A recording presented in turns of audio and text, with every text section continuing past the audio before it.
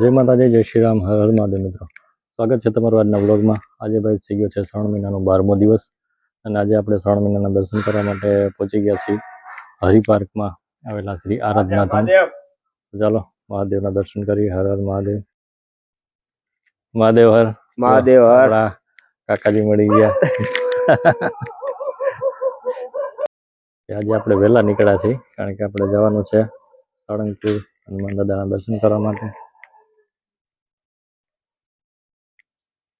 હજી શનિ આવે છે અમારે ભાઈ, અમારા ભેગો આજે તો શનિ. ઓમ શ્રી સર્વેશ્વર મહાદેવ.